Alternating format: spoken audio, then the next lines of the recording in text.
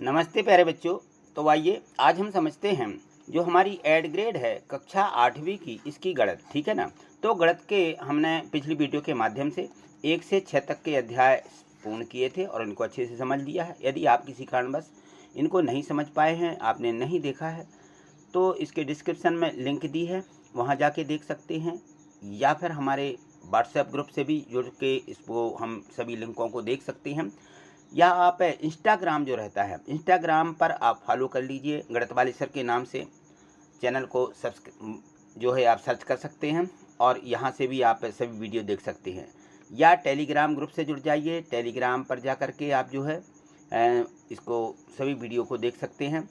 देखिए आज हम देखेंगे इसका जो अध्याय 7 दिया गया है। अध्याय 7 हमारा जो यहाँ दिया है ये कुछ दैनिक जीवन से संबंधित है। तो कुछ बच्चों के ऐसे कमेंट्स रहते हैं कि सर आपने जो प्रोसेस बताई है हम इसको किस प्रकार से देखेंगे। तो देखिए इसमें थोड़ा सा रहता है, थोड़ा आप यहाँ समझ लीजिए। जैसे मान लीजिए आप कोई इस प्रकार से एक वीडियो देख रहे हैं हमारी और उसमें देखें तो यहाँ नीचे ये बहुत से ऑप्शन आते हैं, है ना। तो इनको आप सबसे पहले तो ये देखिए, यहाँ पे ये मोर लिखा हुआ है। यदि आप मोर पर जाते हैं तो डिस्क्रिप्शन बॉक्स खुल जाता है, इसके मोर पर आगे आगे जाएंगे तो, ठीक है ना। या फिर कहीं कहीं पर ये चिन्ह बना रहता है इस प्रकार से भी टाइप का, तो इस पर क्लिक करके भी जा सकते हैं। और यहाँ देखें तो ये देखिए ये लाइक का चिन्ह रहता है, यहाँ आप क्लिक करके, जैसे मान लीजिए आपको वीडियो पसंद आती है तो लाइक करिए, ठीक है। और यहाँ रहता है कमेंट्स, तो यहाँ पर आप कमेंट्स बॉक्स में कमेंट भी कर सकते हैं। और यहाँ देखिए ये लिखा हुआ है चैनल का नाम, क्या है ये, गणित वाले सर। जैसे ही आप इसको क्लिक करते हैं तो इसको क्लिक करने पर प्लेलिस्ट खुल जाती है। जैसे मान लीजिए ये हम इसको देखिए थोड़ा सा और बड़ा करके बताते हैं, तो यहाँ देखें तो ये देखिए अब आप यहाँ पूर्ण रूप से दिख रहा है, ये समझ पा रहे हैं। ये देखिए ये चैनल का नाम है, यहाँ पे ये जो रहते हैं बच्चे लाइक करते हैं। ये कमेंट्स है, ऐड ए कमेंट्स, यहाँ आप क्लिक करके आपका जैसे यहाँ मैसेज खुल जाएगा, मैसेज पर आप जो है टाइप करके भेज सकते हैं। और यहाँ अपने जो है दोस्त हैं उनको यहाँ शेयर भी कर सकते हैं, है ना। तो जैसे ही आप गणित वाले सर के नाम से ये जो चैनल है इस पर क्लिक करेंगे तो प्लेलिस्ट खुल जाएगी। तो यहाँ देखिए मैंने इसको क्लिक किया, ये देखिए यहाँ पे कुछ इस प्रकार से दिखने लगता है। यहाँ होम लिखा है, ये वीडियोज़ लिखा है, ये शॉर्ट्स लिखा है, ये है प्ले लिस्ट, ये लिखा हुआ है play list, PLAYLISTS play list. तो आप जैसे इसको क्लिक करते हैं तो हमारी सभी प्ले लिस्टें खुल जाएंगी, जो भी आपको चाहिए है आप यहाँ से देख सकते हैं, ठीक है। और यदि आप इसको और आगे खिसकाइए तो देखिए ये आगे खिसकाने पर ये प्ले लिस्ट आ जाती है और ये आ जाती है कम्युनिटी। इस कम्युनिटी पे यदि आप क्लिक करते हैं तो इस पर हमारी लिंक दी हैं व्हाट्सएप ग्रुप से जुड़ने के लिए, प्ले लिस्ट, और हमारा जो टेलीग्राम है वहाँ भी आप जुड़ सकते हैं, इंस्टा पे जुड़ सकते हैं। ये सभी की यहाँ से भी आप प्ले लिस्टें मिल जाएंगी। तो आप कम्युनिटी पर जैसे ही क्लिक करेंगे, ठीक है ना, तो देखिए जैसे मैंने इसको यहाँ पे क्लिक किया तो क्लिक करने पर हमें तो ये इस प्रकार से दिखागा, क्योंकि हमने कम्युनिटी पर क्लिक किया है। तो यहाँ देखिए ये लिखा हुआ है, जैसे मान लीजिए दिया है यहाँ पर नीचे और भी यहाँ की लिंकें दी गई हैं। यहाँ लिखा है कि एड ग्रेड अभ्यास पुस्तिका कक्षा 8वीं की प्ले लिस्ट है गणित की, हिंदी की, है ना। यहाँ हिंदी की दी है, गणित की दी है, सभी की दी गई हैं यहाँ पर देखिए। और व्हाट्सएप ग्रुप, ये देखिए ये व्हाट्सएप ग्रुप यहाँ दिया गया कि व्हाट्सएप ग्रुप से चैनल से जुड़ने के लिए ये भी लिंक दी गई है। इसी प्रकार और ऊपर खिसकाते जाएंगे तो इसमें हमारे जो टेलीग्राम ग्रुप है, इंस्टा है, इन सभी पर लिंक दी हैं, तो वहाँ से जुड़ सकते हैं, ठीक है। चलिए तो यहाँ देखिए ये दिया गया है अध्याय 7 राशियों की तुलना। अब यहाँ हम देखेंगे कि वास्तव में राशियाँ होती क्या हैं, क्योंकि राशियाँ यहाँ पे जो दी गई हैं तो आप राशियों को रुपया पैसों से भी आंक सकते हैं, लेकिन बहुत सी वस्तुएं भी होती हैं। जैसे हमारे दैनिक जीवन में देखिए यहाँ पर बहुत सी राशियों के बारे में हम सुनते भी हैं। कौन कौन सी होती हैं, जैसे हम अपने परिवार की आय, परिवार में सदस्यों की संख्या है, घर का मासिक खर्च है कि एक महीने में कितना खर्च होता है, बैंक से लिया गया कर्ज, घर में साला की दूरी हम घर से मापते हैं, ये सारी चीज़ें हम अपने वातावरण में सुनते रहते हैं। परिवार के सदस्यों की औसत आयु उम्र के बारे में, ठीक है, गिनने मापने योग्य वस्तुएं, किसी प्रकार का की कोई घटना घटती है, किसी का आकार है, छोटा है, बड़ा है, संख्यात्मक मान, इन सबको हम राशियां कहते हैं। क्या कहते हैं, ये हमारी सब राशियां हैं। और यह जो है जैसे रुपया पैसों, दूरी, आकार, समय, लंबाई, वजन इत्यादि इत्यादि के रूप में होती हैं। तो यहाँ देखिए राशियों की तुलना कैसे करते हैं। तो राशियों की तुलना में देखिए वस्तुओं के भार की, जैसे दूरी, व्यक्तियों की संख्या की तुलना, रुपया पैसों और आयतन, द्रव्यमान, लंबाई इत्यादि, इन वस्तुओं की हम एक दूसरे से तुलना करते हैं, ठीक है ना। तो यहाँ पे ये सारी चीज़ें हम इनको समझेंगे। तो यहाँ देखिए, यहाँ जैसे मान लीजिए इन लोगों ने यहाँ दिया है कि एक पेड़ पर 20 अमरूद लगे हों, दूसरे पेड़ पर 5, है ना। तो इनकी तुलना हम किस प्रकार से करेंगे, तो 20 का 5 का 4 गुना कितना होगा, या 5 20 का 1/4 कितना होगा, यह सारी चीज़ें हैं। तो जैसे मान लो 20 का हमें इससे तुलना करनी है अमरूद की पेड़ों से, तो हमने लिख दिया कि 20:5 या 20/5 को 20:5 इस प्रकार से लिख करके काटेंगे तो 4:1 या 4/1 आ जाता है, ठीक है ना। तो इस प्रकार से हम इसको हल करते जाते हैं। आगे देखिए और भी यहाँ पे वस्तुएं दर्शाई गई हैं। तो यहाँ देखें कुछ चित्र भी बने हुए हैं। तो नींबू और संतरा का यहाँ पे जो है तुलना करके या अनुपात करके इनको निकाला गया है। तो नींबू संतरे का अनुपात यहाँ पे दिखाया गया। इसी प्रकार से यहाँ पूछा गया कि त्रिभुज और वृत्त का अनुपात बताइए। त्रिभुज दिए गए, वृत्त दिए गए हैं, है ना। तो कितने त्रिभुज हैं यहाँ पे गिनती कर लीजिए। यहाँ 5 त्रिभुज दिए गए हैं और 6 यहाँ पे छोटे छोटे गोले यानी वृत्त बने हुए हैं, ठीक है ना। तो इनकी हम तुलना करेंगे तो 5 और ये जो यहाँ पे गोले बने हुए हैं ये 6 है, तो 5/6 इस प्रकार से लिखा जाएगा, ठीक है ना। इसी प्रकार से टॉफी और यहाँ बिस्कुट दिए गए, इनकी तुलना कर लीजिए। बैट और गेंद का अनुपात बताइए कितना है। तो इस प्रकार से 3:6 या 1/2 इस प्रकार से हम इनको काटते जाते। तो यहाँ इन्होंने पहले से थोड़ा सा समझा दिया है। आगे चलिए अब यहाँ देखिए और भी यहाँ पे इस प्रकार से बताया गया है कि जैसे मान लीजिए आप अपनी लंबाई और चींटी की लंबाई का अनुपात जो है या इसकी तुलना आप कर सकते हैं। मित्र या सहेली की लंबाई और अपनी लंबाई से कर सकते हैं। या देखिए यहाँ पर दिया गया है कि एक बोरे गेहूँ यानी 1000 किलोग्राम की तुलना एक चिप्स है, एक छोटा सा चिप्स रहता है 200-250 ग्राम का, उससे कर सकते हैं।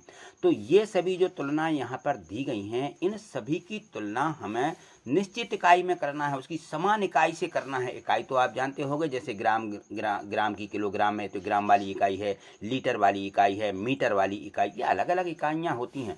तो इनकी तुलना समान इकाई से की जाती है। अब यहाँ देखिए यहाँ पे बट्टा दिया गया है। बट्टा को आप जानते हैं, जैसे मान लीजिए आप कोई वस्तु खरीद रहे होते हैं तो उस पर जो छूट मिलती है उस छूट को क्या बोलते हैं, डिस्काउंट भी बोलते हैं। तो वो छूट बट्टा कहलाती है। बट्टा किस वस्तु पर दिया जाता है, जैसे कोई वस्तु पर पहले से मूल्य लिखा हुआ है कि हम किताब वस्तुओं पर देखते हैं। तो मान लीजिए कोई वस्तु यहाँ 100 रुपये की है, ठीक है ना। तो वह कह रहा है भैया हम इसको डिस्काउंट करके देंगे, यानी इस पर हम बट्टा देंगे, ठीक है ना, कम करके देंगे। कितना कम करेंगे, तो उन्होंने कहा 20% कम कर लेंगे। इस प्रकार से दिया जाता है तो वो वस्तु जो है 80 रुपया की मिल जाती है। यह कहलाता है बट्टा, ठीक है ना, या इसको हम डिस्काउंट भी बोलते हैं, ठीक। तो इस प्रकार से ये हमें यहाँ पे डिस्काउंट के बारे में भी यहाँ पे समझना है। ये सारी चीज़ें जो यहाँ पे दी गई हैं हमारे दैनिक जीवन से संबंधित हैं। देखिए यहाँ पे बट्टा किस प्रकार से निकाला जाता है ना, बट्टा प्रतिशत। इसके बाद में देखें और भी वस्तुएं दी गई हैं जिनका हमें प्रतिशत ज्ञात करना है। देखिए उदाहरण के रूप में बताया गया है कि प्रतिशत कैसे निकालते हैं। तो कोई भी वस्तु का प्रतिशत, जैसे 5 का प्रतिशत निकालना है तो 5% यानी 5/100 यहाँ पे हम दशमलव के रूप में इसको लिख देते हैं, है ना। यहाँ 25% दिया तो 25/100 इसको काटेंगे 1/4 यानी ये चौथाई में 0.25 इस प्रकार से आ जाता है। भाग दे करके देख लीजिए। 360 का 30%, तो 300 का यानी गुणा होता है 360 गुणे 30% का 30/100 और इसको काटेंगे इस प्रकार से तो 108 के लगभग आ जाएगा, है ना। तो ये आता है इस प्रकार से। तो हम देखें इसमें जो भी और भी हमारे दैनिक जीवन से संबंधित इस प्रकार से हम जो प्रश्न हैं इनको यहाँ देखेंगे, समझेंगे। तो और देखिए जैसे भिन्न हैं तो भिन्न को प्रतिशत के रूप में लिखना। लाभ हानि, लाभ होता है जब हम कोई वस्तु खरीदते हैं या उसको बेचते हैं, है ना। तो जब हम किसी वस्तु को खरीद के बेचते हैं तो कभी लाभ हो जाता है, कभी हानि होती है। यह हमारे दैनिक जीवन में लाभ हानि बिल्कुल लगे ही रहते हैं। कहीं घाटा लगता है तो कहीं फ़ायदा हो जाता है ना। तो यहाँ ब्याज के रूप में भी यहाँ प्रश्न हमको देखने को मिलेंगे, इनके बारे में भी हम समझेंगे। हमें इन सब के सूत्र याद होना चाहिए कि साधारण ब्याज का सूत्र क्या होता है और चक्रवृद्धि ब्याज का सूत्र क्या होता है। तो यहाँ देख लें थोड़ा सा, इन लोगों ने जो यहाँ पे बताया है कि साधारण ब्याज को हम इंटरेस्ट बोलते हैं। क्या बोलते हैं, इंटरेस्ट, और इसे आई से प्रदर्शित किया जाता है। और यहाँ प्रिंसिपल पी, आर हमारी रेट यानी दर होती है, और टी यानी टाइम समय होता है। और मिश्र धन बराबर A is equal to P plus I. इस प्रकार से हम मिश्र धन निकालते हैं कि टोटल धन कितना हो गया। तो यहाँ अमाउंट, ए मीन्स होता है अमाउंट, ठीक है, ये यहाँ पे दिया गया है। तो इस प्रकार से हम इसको निकालेंगे। और आगे देखें तो इसका जो है चक्रवृद्धि ब्याज के रूप में यहाँ देखिए मूलधन निकाल के बताया गया है कि किसी वस्तु का मूलधन 300 रुपया साधारण ब्याज जो है दिया गया है और समय दिया गया है। तो किस प्रकार से इसको निकालते हैं, तो बस आप इसमें मान रखते जाएंगे और इसको आप निकालेंगे। तो आगे बहुत से प्रश्न दिए हैं जिनके माध्यम से हम इसको समझ लेंगे, ठीक है ना। यहाँ अब देखिए यहाँ से शुरू हो जाते हैं हमारी जो यहाँ पे प्रश्न दिए गए हैं।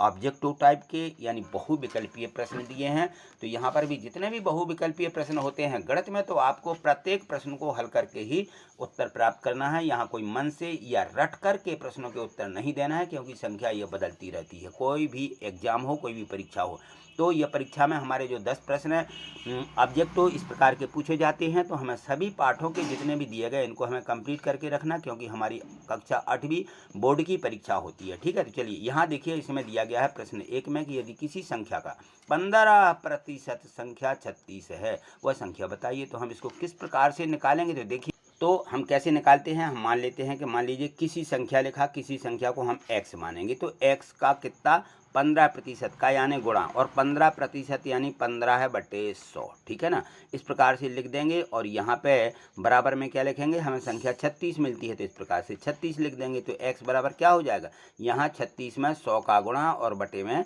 क्या आ जाते हैं 15 आ जाएंगे, तो ये बटे में 15, और हम इस 15 को काट लेंगे। ठीक है, तो यहाँ से आप 5 5 से काटते जाइए, 5 3 15, यहाँ से 5 दूनी 10, यहाँ 20 आ जाएंगे। 3 से और काट दें, 3 एकम 3, 3 बार हम 36, 12 का 2 में गुणा करें तो 12 दूनी 24, कितना आ जाएगा 240। ये 240 किस में दिया है, हम इसको खोजेंगे, सी में दिया गया है, सी वाला ऑप्शन बिल्कुल सही हो जाएगा। ठीक, तो हमें इस प्रकार से निकालना है। चलिए, इसका जो दूसरा प्रश्न दिया गया है, इसमें दिखा है कि इसका अनुपात ज्ञात कर। तो अभी अभी हमने जो है इसका अनुपात पढ़ा है। अनुपात कैसे ज्ञात करते हैं, 35 किलोमीटर का 25 किलोमीटर से 35 बटे हम यहाँ क्या लिखेंगे 25 लिख लेंगे, और इसको हम काट देंगे। तो 5 पंचे 25 होते हैं, 5 सत्ते 35 होते हैं, 7/5 आया, जिसको हम 7:5 लिखेंगे। किस में दिया, ढूंढ लेंगे यहाँ पे 7:5, डी में दिया गया, डी वाला ऑप्शन यहाँ लिख देंगे। ठीक है, और इस जो यहाँ पे हमारे गोले दिए गए हैं, जिसके सामने दिए हैं, हमें उसी गोले को भरना है। तो यहाँ पर देखिए डी आया, तो हम डी वाले गोले को भर देंगे। यहाँ पर सी आया, तो सी वाले गोले को यहाँ पे भर देंगे। ठीक, तो इस प्रकार से हमें इनको भरते चलना है। चलिए आगे देखिए, इसमें प्रश्न 3 दिया गया, प्रश्न 4 दिया गया है। इस प्रकार से हम इनको समझें तो देखिए यहाँ पर दिया है 400 का 30%। अब आप क्या करेंगे, यहाँ पे 400 लिख लेंगे इस प्रकार से, 400 का यानी गुणा 30%, 30/100, 30/100 करेंगे, और इनको काट दीजिए, 1 0 2 0, 1 0 2 0, ये कट गया। 4 का 3 में गुणा यानी 30 में गुणा करेंगे, 4 3 12, 120 आया। कहाँ दिया गया, बी में, बी यहाँ लिखेंगे इस प्रकार से। ठीक, 840 का अंकित मूल्य वाली वस्तु पर बट्टा 126 रुपया है, तो उस वस्तु का विक्रय मूल्य बताइए। अंकित मूल्य दिया गया है तो विक्रय मूल्य बताना है। तो अंकित मूल्य बराबर क्या होता है, जब कोई वस्तु हमारी बेची जाती है, तो ये जो है, तो हमें इसका सूत्र याद होना चाहिए कि सूत्र क्या होता है। तो क्या होता है सूत्र, हम लिखते हैं कि बट्टा बराबर क्या होता है, बट्टा बराबर, हमने अभी पढ़ा है कि बट्टा बराबर क्या है, लिखा हुआ था अंकित मूल्य। अंकित मूल्य में से क्या करेंगे, विक्रय मूल्य को घटा देते हैं। यहाँ पे लिख लीजिए विक्रय मूल्य। ठीक है ना, इस प्रकार से विक्रय मूल्य हम क्या करेंगे, इसमें से अंकित मूल्य कितना दिया, बट्टा कितना दिया, बट्टा 126 रुपया दिया है, बट्टा 126 दिया। अंकित मूल्य दिया गया है 840, यहाँ लिखें, और विक्रय मूल्य कितना दिया गया, विक्रय मूल्य नहीं दिया गया है, तो हम यहाँ क्या लिख लेंगे, विक्रय मूल्य। ठीक, इस प्रकार से विक्रय मूल्य। अब हम देखिए यहाँ पे पक्षांतर कर देंगे, किसका, विक्रय मूल्य को इस तरफ ले आएंगे, 126 को इस तरफ ले आएंगे, और जाकर के ये संख्या यहाँ आ जाएगी, विक्रय मूल्य। विक्रय मूल्य हमें निकालना है कि विक्रय मूल्य कितना है उसका, तो ये 840 है, और यहाँ पर ऋण 126। ठीक है ना, तो ये बिका हुआ मूल्य उस वस्तु का आ जाएगा 840 में से आप 126 अलग से इस प्रकार से घटा लेंगे कि 840 और 126 यहाँ घटाइए। इसको किस प्रकार से घटाएंगे, शून्य में से 6 नहीं घटते, 10 आ जाएंगे, शून्य के माने 10, 10 में से 6 जाएंगी, यहाँ पे 4, यहाँ हासिल, यहाँ पे आ जाएगा 1, और 8 में से 1 घटाइए तो कितना मिल जाएगा 714 रुपया क्या आ गया, विक्रय मूल्य। तो विक्रय मूल्य 714 किस में दिया गया है, देखिए डी वाले ऑप्शन में दिया गया है, तो डी वाला ऑप्शन यहाँ पे हम भर देंगे। ठीक है, डी वाले में 714, और डी वाला जो यहाँ पे हमारा गोला दिया इसको भर देंगे। 5वां प्रश्न देखिए, इसमें दिया है कि किसी संख्या का 4 गुना उस संख्या में कितने प्रतिशत के बराबर है। किसी संख्या का 4 गुना, अब हम किसी संख्या का 4 गुना निकालना। अब यहाँ क्या करेंगे, हम यहाँ दिया है किसी संख्या का 4 गुना, मान लेते हैं हम कोई संख्या x है। ठीक है, इस प्रकार से कोई संख्या हमारे पास x है, x का 4 गुना, तो इसमें 4 का गुणा कर देते हैं, संख्या क्या आ जाती है 4x हो जाती है। अब ये लिख रहे हैं कि उस संख्या में कितने प्रतिशत वृद्धि के बराबर है।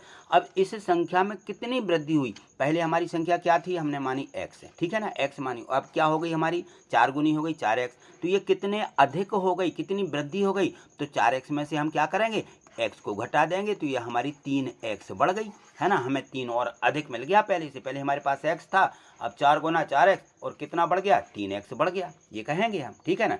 अब ये कह रहे हैं कि उस संख्या में कितने प्रतिशत, अब जो हमारी संख्या x थी, x में कितने प्रतिशत, अब हम यहाँ x नहीं मानेंगे कि x हम कितने प्रतिशत, तो हम यहाँ मान लेते हैं कि मान लीजिए उसमें p प्रतिशत की वृद्धि हुई है। तो किसमें p प्रतिशत की वृद्धि, x में, x का p प्रतिशत यानी p प्रतिशत p बटे 100 आएगा। कितना, इसका p प्रतिशत बराबर कितने के, ये अधिक के बराबर है कि 3x बढ़ गई है, बराबर में हम 3x लिख देंगे, ठीक है। अब हमें यहाँ से क्या निकालना है, p का मान निकालना है। तो p बराबर क्या आ जाएगा, p बराबर 100 का गुणा 3x में कर दीजिए, 3x है और यहाँ आ जाएगा गुणे 100 और बटे में आ जाएगा ये यहाँ का x, ठीक है। x कट जाएंगे, 3 का 100 में गुणा करेंगे तो कितना हो जाएगा, 300। तो कितने प्रतिशत की वृद्धि हो गई, 300% की वृद्धि हुई, जो कि ए वाले ऑप्शन में दिया गया है। ये आपको यहाँ पे भर देना है, ठीक है। चलिए अगला इसमें जो दिया गया है, यहाँ देखिए नीचे दिए गए प्रश्न जो यहाँ पे दिए गए हैं, हमें इनको हल करना है।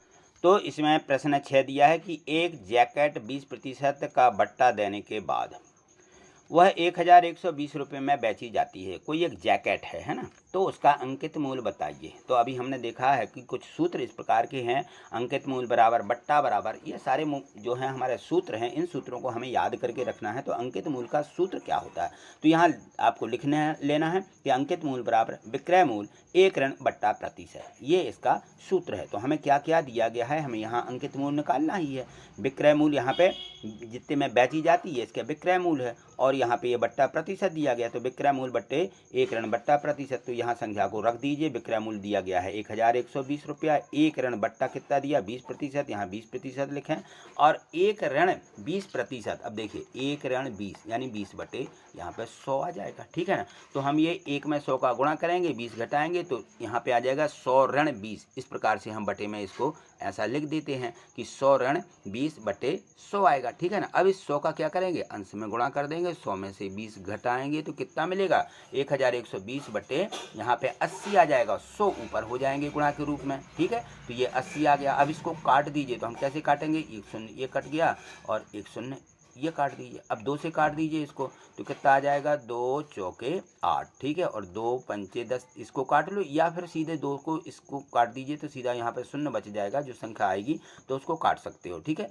तो यहाँ पे 2 पंचे 10 है और 2 6 12। अब फिर से इसको काट लें, 2 से काटते चलिए, 2 से फिर काटिए, 2 दूनी 4 और यहाँ पर आ जाएगा 2 दूनी 4 और 2 अट्ठे 16, 2 से और काटें तो 2 एकम 2 और यहाँ पे आ जाएंगे 2 एकम 2, 2 चौके 8, शून्य का शून्य, ठीक है ना। और एक शून्य ये 10 का, तो ये हो जाएगा 140, 10 का गुणा करेंगे तो 1400 आ जाएगा। तो यहाँ उत्तर मिल जाएगा हमें 1400, ठीक है। उत्तर में हम लिख देंगे 1400 रुपये, यहाँ रुपये भी लिख लीजिए कि 1400 रुपये उसको जो है यहाँ पे अंकित मूल्य के रूप में मिल गया, ठीक है। चलिए आगे देखिए, अब यहाँ देखिए प्रश्न 7वां दिया गया है। तो ये जो प्रश्न यहाँ पे दिए गए हैं, इस मान से हमारी 8th ग्रेड बुक में यहाँ पे जो है जगह नहीं छोड़ी गई है। परीक्षा में भी ये लोग इतनी ही जगह छोड़ते हैं, तो हमें सवाल को किस प्रकार से यहाँ पे लिखना पड़ेगा, ठीक है ना।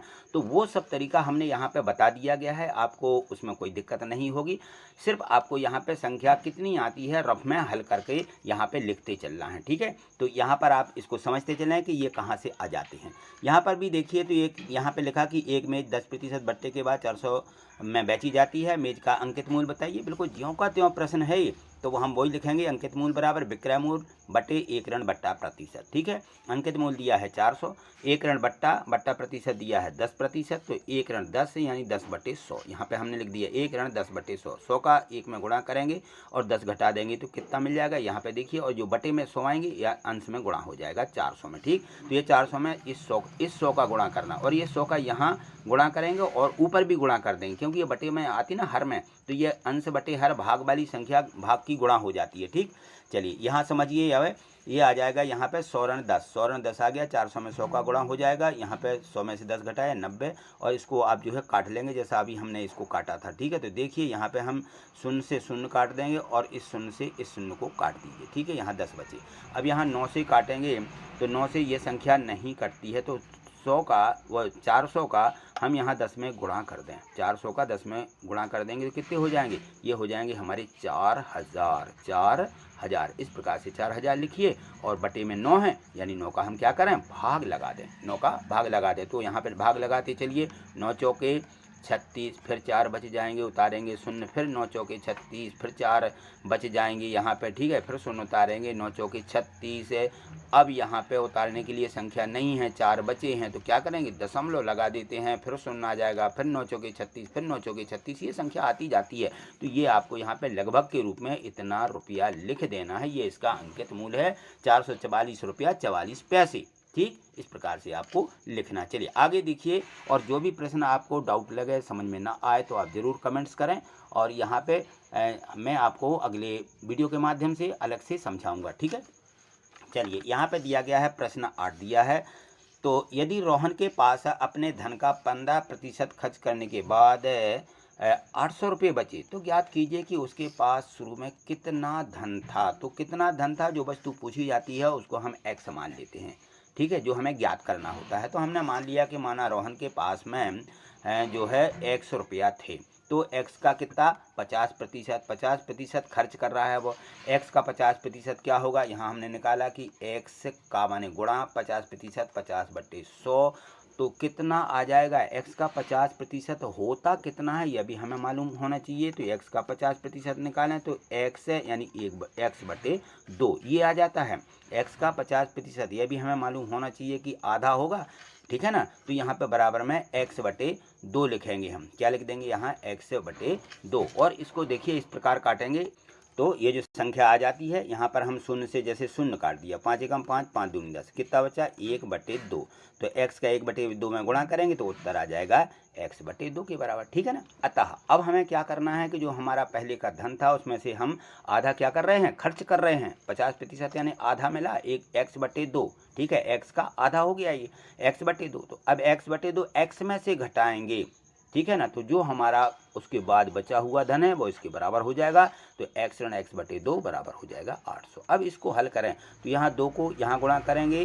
ठीक है ना, तो ये लघुत्तम के रूप में यहाँ चाहो तो बटे 1 लिख के, 1 और 2 का लघुत्तम 2 ही आएगा, और यहाँ 2 का गुणा हो जाएगा। 2x में से x घटा देंगे तो कितना मिलेगा, x/2 ही मिलेगा। तो x/2 आ गया और बराबर में 800। इस 2 का 800 में गुणा कर दीजिए, 8 दूनी 16, तो x बराबर आ जाएगा 1600 रुपये। ठीक है, ये जो है उसका शुरू में 1600 रुपये उसका धन था। इसमें से 50% उसने खर्च किया तो 800 ही तो बचे। ठीक है, चलिए प्रश्न 9वां समझिए। यहाँ पे दिया गया है प्रश्न 9, तो इसको देखें। यहाँ देखिए प्रश्न 9, इसमें दिया गया है कि साकर ने एक कूलर 10% कर सहित 4400 रुपये में खरीदा। बेट जुड़ने से पहले कूलर का मूल्य बताइए। यानी बेट यानी कर जुड़ने के पहले उसका मूल्य क्या था। तो हमें मान लीजिए, हम यहाँ पे क्या करेंगे, जो हमें निकालना है उसको हम मान लेते हैं कि माना कूलर का मूल्य 100 रुपया था। x का कितना निकालना, 10%। तो अतः हम यहाँ लिखेंगे कि x का 10% यानी 10/100। तो x गुणे 10/100 आ जाएगा, का यानी गुणा। ठीक है ना, और इसको हम काट देंगे, शून्य से शून्य काट देंगे तो क्या होगा, x का 1 में गुणा x और बटे में 10, x/10 ये 10% कर आ गया। तो 10% जो x/10 है किस में जोड़ेंगे, हम अपनी जो संख्या मूल है x में, तो कितनी हो जाएगी ये 4400 रुपये के बराबर। तो हम x में ये x/10 जोड़ेंगे और बराबर में लिख देंगे 4400। ठीक, तो ये हमारा समीकरण बन जाता है। तो इस प्रकार से हम समीकरण को हल करेंगे। अब यहाँ पे तो x के बटे कुछ नहीं, तो इसके बटे 1, लघुत्तम आएगा 10। ठीक है, 10 का x में गुणा हो जाएगा, 10x और धन x जुड़ जाएगा, तो 10x धन x/10 आ जाएगा। ठीक है, इस 10 का 4400 में गुणा कर देंगे तो कितना हो जाएगा, यहाँ पे 44,000 हो जाएगा। 11x बराबर, यहाँ देखिए 11x बराबर 44,000। ठीक, सीधा। और x बराबर 44,000 बटे हम 11 कर देंगे तो 11 से काट देंगे, 11 एकम 11, 11 चौके 44 और ये 3 शून्य आ जाएंगे, यानी 4000 रुपया। कितना था उसका मूल्य कूलर का पहले, 4000 रुपया, और कर जुड़ गया कितना, x/10 यानी 400 रुपया। ठीक है ना, तो इस प्रकार से ये संख्या इसकी कर के पहले वाली संख्या आ जाती है। प्रश्न चौथा देखिए। प्रश्न चौथे में भी दिया गया है कि ज्योति ने एक वस्तु 4.5% बिक्री कर सहित 3155 रुपये में खरीदी। कर से पहले उस वस्तु का मूल्य ज्ञात कीजिए। देखिए बिल्कुल वैसा ही दिया गया ज्यों कहते हैं। हम यहाँ पे मान लेंगे कि माना वस्तु का जो मूल्य है वो 100 रुपया है। अब x का 4.5% यह हम निकालेंगे, तो यहाँ लिख दिया हमने x का 4.5% कितना आएगा, x गुणे 4.5, इसका बटे में शून्य कर दें तो इसको भी हम दशमलव के क्या करेंगे हम, इसको भी हमें दशमलव को हटा देंगे तो बटे में एक दशमलव हमारा शून्य दशमलव को आ जाएगा और बटे में 100 तो 1000 हो जाएंगे। तो एक से गुणित 45 बटे 1000 ये सीधा लिख दिया गया, ठीक है ना। अब इसको आप जो है काट देंगे संख्या को, 5 से काटिए, 5 नाम 45 और 5 दूनी 10, 200 आ जाएगा, नीचे 9 आ जाएगा, ऊपर तो 9x बटे 200, 9x बटे इसको 200 लिख दीजिए, ठीक है। ये आ गया 9x बटे 200, ये उसका जो वस्तु का कर है वो आ जाएगा। तो हम मूल वस्तु में उसको जोड़ेंगे तो कर सहित मूल्य दिया गया है 3155 रुपया।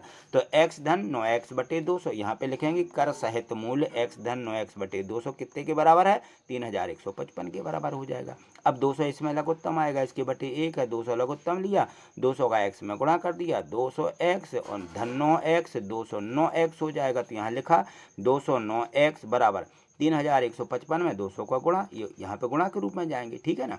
तो यहाँ आ जाएगा 209x बराबर 3155 गुणित 200, ठीक है।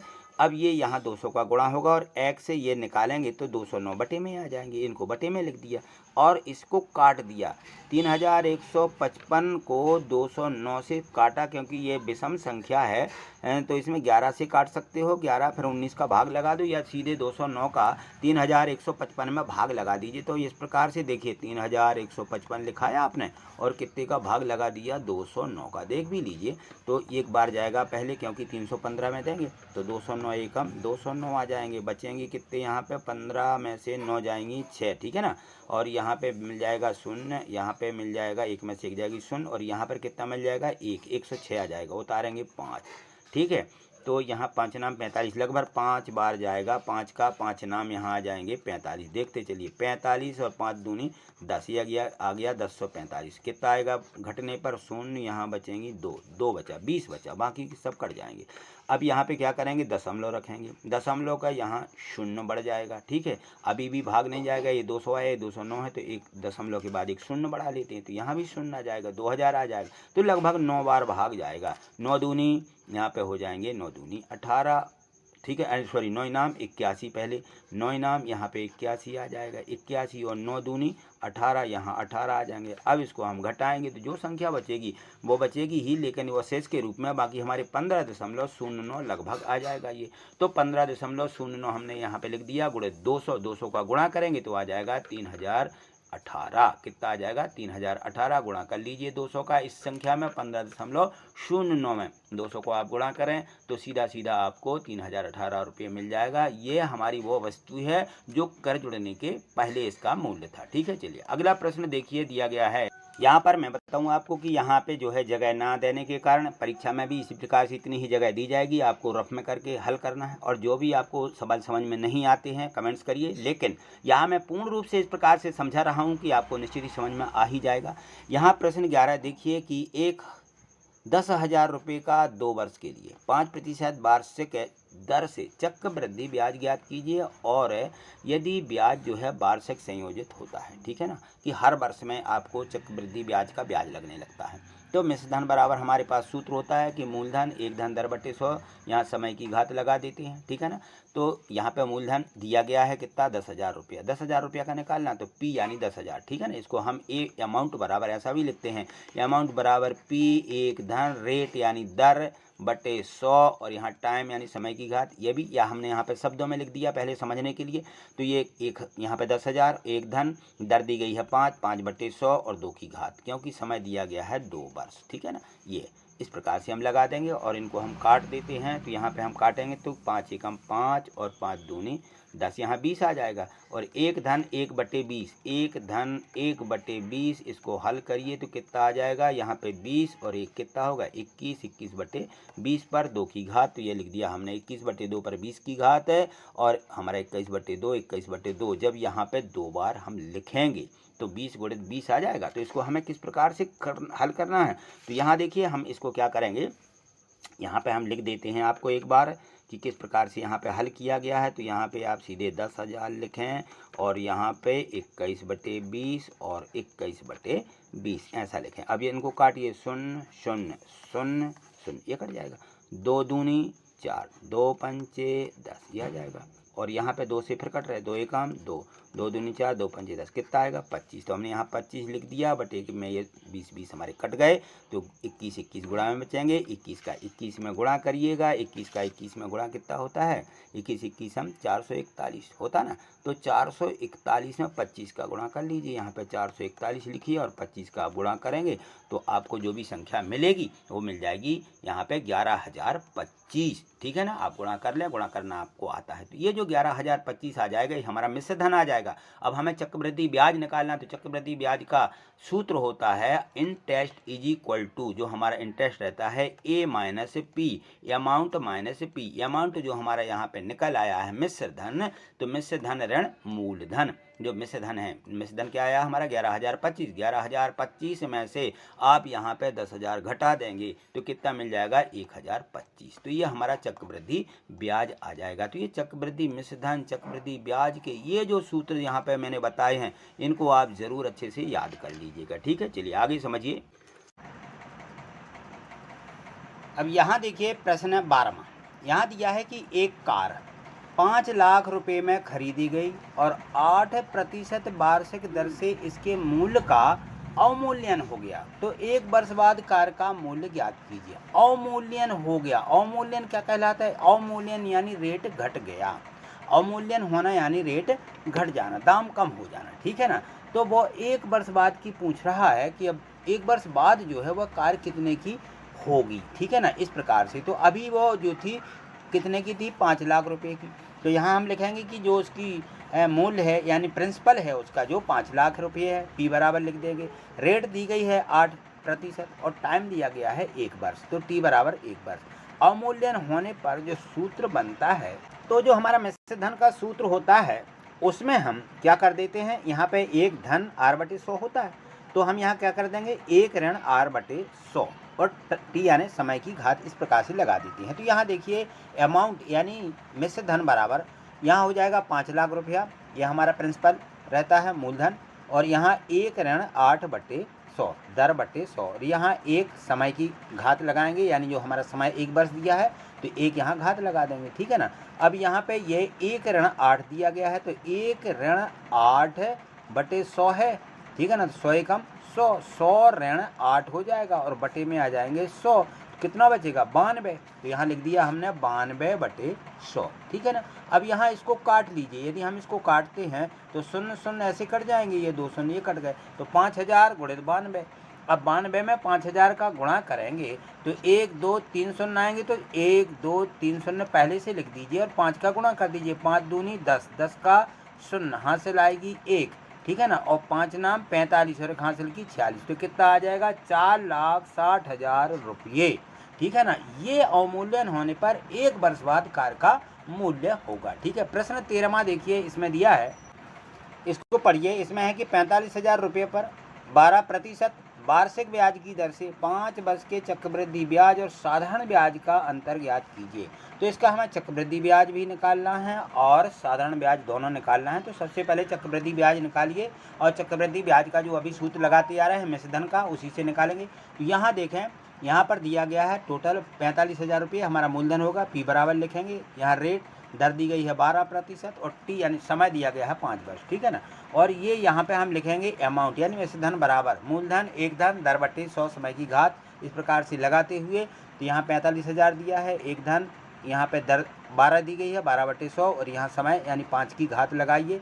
अब यहाँ देखिए इसमें जो है सीधा सीधा यहाँ पे यदि हम इसको काटते हैं तो ये सीधा हो जाता है 1 धन 12 बटे कितना दिया गया है 100, तो 100 का यहाँ गुणा कर देंगे तो 100 आ जाएगा, और धन इसमें 12 जोड़ देंगे और बटे में हम 100 लिख देंगे, तो 112/100, और जब हम 100 का भाग लगाएंगे तो क्या मिल जाएगा 1.12। ठीक है ना, तो यहाँ देखिए ये 112/100, 5 की यहाँ पे घात लगा दी ज्यों की त्यों, और आगे चलिए इसको हम बदल देंगे तो 1.12 आ जाएगा। अब 1.12 का हम कितने बार 5 बार हम यदि गुणा करते हैं तो 1.76 आता है। हम इसको सीधा सीधा 12 का 5 बार गुणा करें तो 12 दूनी 24। ठीक है ना, हासिल हमारी यहाँ पर 2 आ जाती, 12 दूनी 24, 12 36, 12 चौके 48, 12 पंचे 60, ठीक है। इस प्रकार से ये हमारी हांसड़ जुड़ करके यदि हम करते हैं कि 5 बार गुणा करें तो 12 पंचे 60 होता है और 2 हांसड़ जुड़ करके 76 हो जाता है, ठीक है ना। तो इस प्रकार से 1 इसका 76 आ जाता है, गुणा करके देख लेना।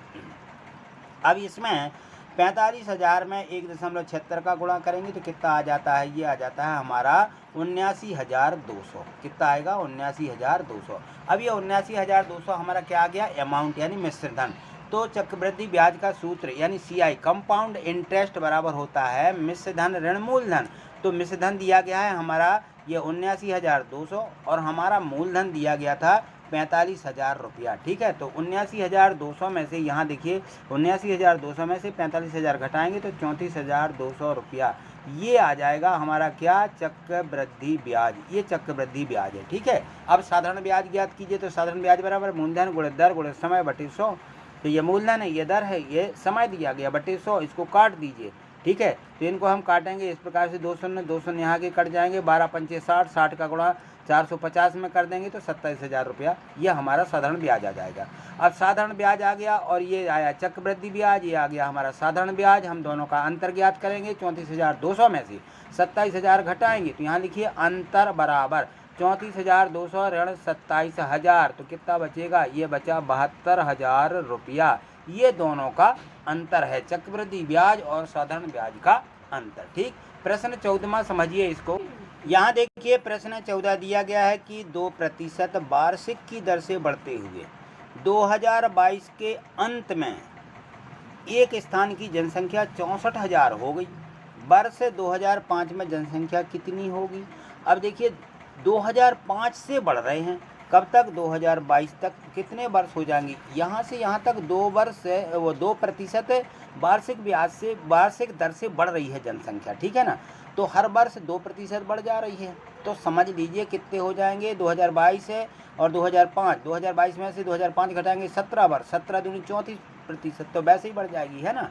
तो इसकी 34% कितनी आएगी वो भी हम यहाँ निकालें। हाँ, तो हमारा जो सूत्र होता है ये हमारी जो जनसंख्या है अमाउंट कहलाएगी, ठीक है ना। यहाँ पे जो 2022 में दी गई है तो हम यहाँ लिख देंगे कि अमाउंट यानी जो हमारी जनसंख्या 2022 की है वो। तो यहाँ पे ये हो जाएगा R बराबर 2% दी गई है और T समय कितना दिया गया, 2022 में से 2005 घटाइए तो बचेगा 17 वर्ष ये हमारा समय आ जाएगा। और यहाँ हम जो हमारा सूत्र होता है चक्रवृद्धि मिश्र धन बराबर या मिश्र धन बराबर ये हम यहाँ पे लगा देते हैं। तो P धन 1 R/100 और समय की घात, ठीक है। तो यहाँ दिया गया A बराबर 64,000, तो 64,000 बराबर P 1 धन 2/100 और 17 की घात लगाइए तो यहाँ आ जाएगा 100 धन 2 यानी 102, 102/100। यदि 100 से हम इसको भाग लगा देते हैं तो वह दशमलव में हमारी बदल जाएगी संख्या 1.02। इस पर 17 की घात यानी 1.02 का 17 बार गुणा करना है। तो एक में तो ज्यों का त्यों आएगा, एक ही आता रहेगा क्योंकि ये 0.02 है ना, 0.2। तो यहाँ हम 17 बार गुणा करते हैं तो 2 का यदि हम 17 बार, 2 दूनी 4 दूनी 8 दूनी 16 दूनी 32 दूनी 64 इस प्रकार से ये बढ़ती जाती है। तो ये 17 दूनी कितना हो जाएगा, सीधा 17 दूनी 34 कितना हो जाएगा, 17 दूनी 34 आ जाता है। और इस 17 दूनी 34 यानी 1 दशमलव कितना आ जाएगा, ये 34 आ जाएगा, ठीक है। गुणा करके देख लीजिए 1.04 होगा, फिर 1.06 होगा, 1.08 होगा। इस प्रकार से संख्या बढ़ती जाती तो 17 दूनी 34 आ जाती है, ठीक है। तो ये आ जाएगा 1.34 या 34। इस प्रकार से संख्या को लिखिए। तो हमने लिख दिया P गुणित 1.34। तो P बराबर अब 1.34 ये हमारा 64 बराबर है तो ये 1.34 इसके बटे आ जाएगा 64,000 के। तो 64,000 बटे हमने यहाँ लिख दिया 1.34, ठीक है ना। अब 1.34 है तो यहाँ पे हम 200 आएंगे हमारे, तो 200 ऊपर रख दीजिए और 200 हमने ऊपर रख दिए तो ये इसकी जो दशमलव संख्या है ये अलग हो जाती है, ये हो जाएगी 134। अब 134 का यहाँ पे हम इसमें भाग लगा देंगे, ठीक है। कितना दिया गया है, इस जो संख्या दी गई इकाई, दहाई, सैकड़ा, हज़ार, 10,000, लाख, 10 लाख, 64 लाख जो दिए गए हैं इसमें हम 134 का भाग लगाएंगे तो ये आ जाता है हमारा यहाँ पे 47,761.19।